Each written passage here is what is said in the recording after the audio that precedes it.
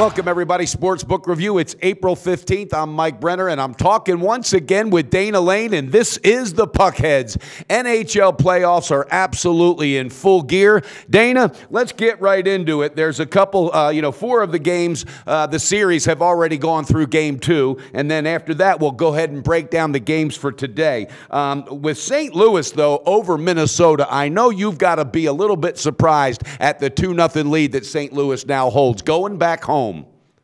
Oh, absolutely, Mike. I mean, this is a Minnesota team that I expected to jump, get to another level once the playoffs started. I thought they finished the regular season well. I thought Devin Dubnyk finished well.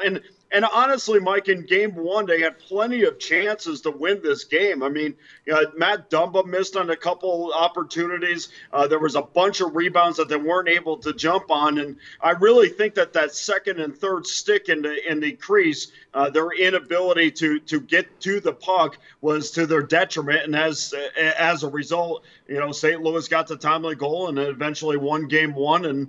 And now we see them up 2-0. I mean, but honestly, Mike, going into the playoffs, I know a lot of people thought, this is not a Minnesota team that's trending in the right direction. I had a little bit more faith in them, but unfortunately, they're proving me wrong. Yeah, I think they've run out of gas with this one because I was one of those that thought they really lost momentum heading into the playoffs. Now, there's one that doesn't surprise me at all. You've had a really good, keen eye on this team as well, and I'm talking about defending champion Pittsburgh Penguins. What are your thoughts on the way that they have dominated Columbus thus far?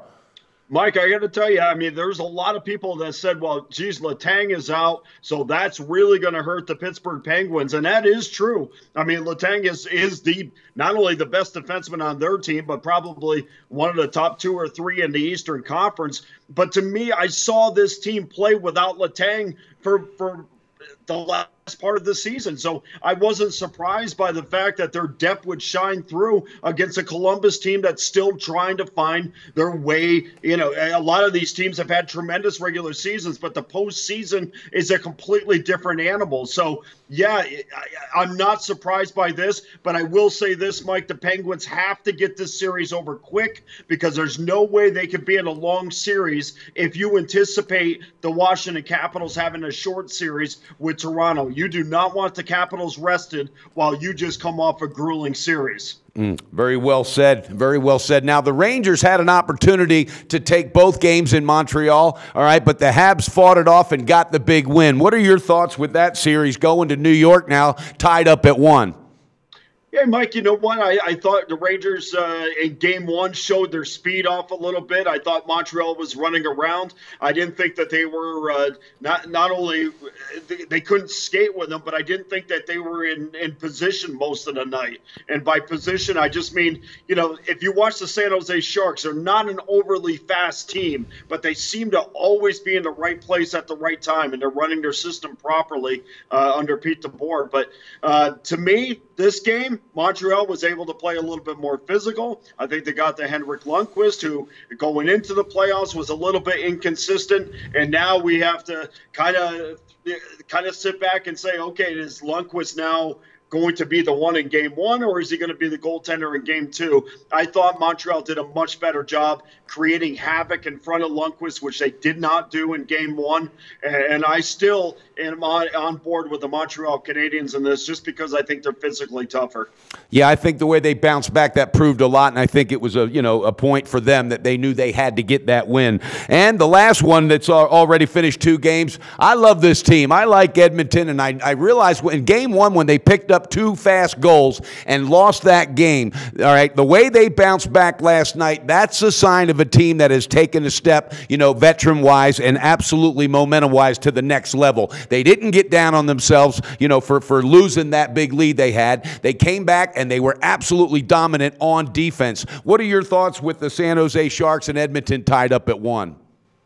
Well, I was good for Edmonton because we said this on our radio show all week. In a lot of these series, the first goal is really going to determine. I think that first goal of the second game really determines and sets the standard for the rest of the series. And good on Edmonton, not kind of sitting back and saying, uh-oh, We're in big trouble against a team with a lot of veterans, and I didn't think Brett Burns was as effective as he was in Game 1. He played a phenomenal Game 1, but again, who are the San Jose Sharks at this time? Because going into the postseason, this was not a team that was playing well, and I basically thought they didn't have any kind of shot against Edmonton. So good on them getting Game 1. But I think the speed for the Oilers will be too much, as I did before Game 1. So I think Edmonton will win this series, but San Jose is certainly not going to make it easy for them. No, I think they're going to probably get one, if not two wins at home, or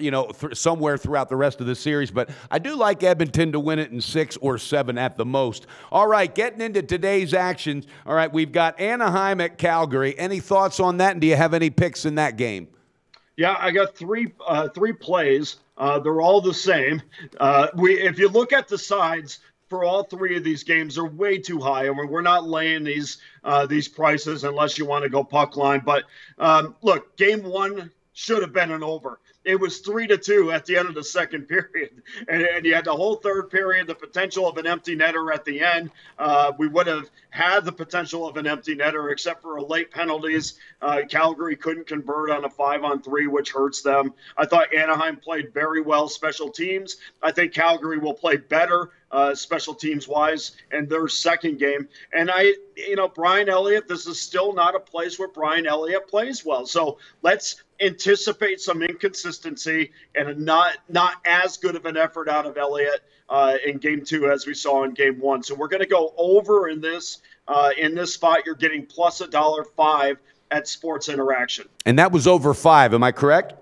That is correct. Now, do shop for a lot of these because there are 5s and 5.5s out there, depending on what you want to do. Of course, if you want to go under, you want to shop for the 5.5s. But there are quite a few 5s out there in this particular game, as there should be. And, viewers, just to let you know, that's how important line shopping is. And go to SBR Odds, go to the odds page. You could do yourself a big favor and do that line shop and take the time. It'll save you some money, and it'll help you take more money from the bookie. All right, getting into the next game, you got Nashville playing Chicago. All right, Nashville snuck away with that win. Do you think the Blackhawks have enough oomph to bounce back, and will they do it in a big way?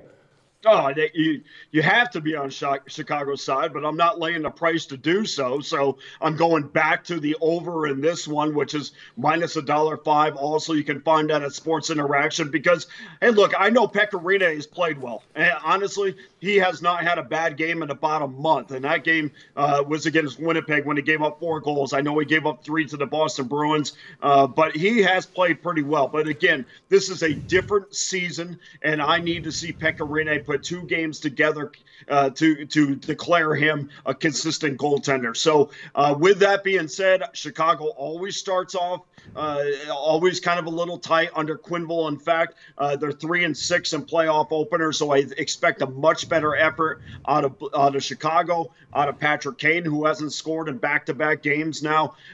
This game is going over the total, minus $1.05 at Sports Interaction, because I just don't think Nashville's goaltending versus how bad Chicago was offensively is going to carry over into Game 2. Yeah, and you stole my thunder. I was going to ask you about Patrick Kane. He has got to step up in this game some way, somehow. All right, moving forward, we've got Toronto playing Washington, and you know what? Here it is. Washington kind of reminding me of that team that every single year in the playoffs, they just find that way to not look sharp. All right, and I'm not taking anything away from Toronto. This is a team next year probably going to be a force to be reckoned with. But Washington, I think, got lucky to slip away with that win. Do you think Washington today, Holtby Incorporated, can they separate themselves and dominate Toronto?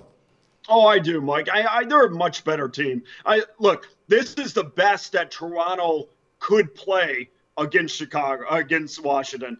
This was their best effort, and they still didn't get it done. In fact, if you listen to Barry Trotz after the game, he said, this is a wake-up call for our team. And that's a guy that just had a 1-0 lead in this series. 81 shots between these two teams. the pace of play has to be fast for Toronto. They cannot win 1-0 and 2-1 hockey games against Washington. They're just not good enough, and they're not tough enough. So it's going to be up and down the ice. 81 shots usually equals an over. It equaled a push in game one. And I just think the veteran-laden Washington Capitals are going to not only win this game, but win this game pretty easily. And this game's going to go over the total, and we can get that at 5. Make sure to shop for this line, but it's minus $1.15 at uwager.eu. Wow, I like that breakdown. That was minus 115? Yes, sir. Okay, well, that's my first play, and I'm basically going, I'm giving this team one more chance to really show what I know they can do. So I'm pulling the trigger on Washington on the puck line. I got it at plus 139. That's my first play, and I was going to ask you what you thought, but you just told me, and I do. I think if they're going to win this game, it's going to be a blowout, by 2 or 3 goals. I know that they also realize what's happened years past, and they cannot afford to step back into that groove. All right, my next play is going to be Ottawa. I think they're going to get the best of Boston. I think they cannot lose both games at home. I think they have enough defensively, in them, and they proved it the other day. I mean, Boston became, I think, the first team in 23 years to win a playoff game after having one period where they didn't even have one shot on goal. And within the last 20 minutes, they scored 2 goals to win that game. Do you think Ottawa can step up today and find a way offensively to get this done?